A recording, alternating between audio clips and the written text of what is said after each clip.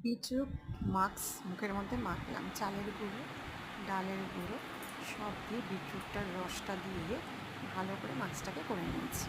এবার মুখে লাগিয়ে 15 মিনিট রেখে এইবারে আমি ধুয়ে ফেলছি। এবার দেখো জলের ঝাপটা দিয়ে হাতটা দিয়ে ঘষে ঘষে বিটরুটের মাস্কটাকে আমি আস্তে আস্তে তুলছি। ভালো করে তুলতে হবে মাস্কটা।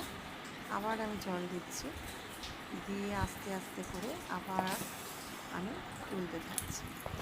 দেখাতে আমার ফোনটা, কারণ আমার ভিডিও আমি নিজেই করি, তো আমার খুবই কষ্ট হয়, কারণ এক হাতে করি, ধরি, এক হাতে করি, তো সেই জন্য একটু প্রবলেম হয়। আর যেখানে যেখানে আমার লেগে আছে সে জায়গাগুলো আমি ধুয়ে দিচ্ছি।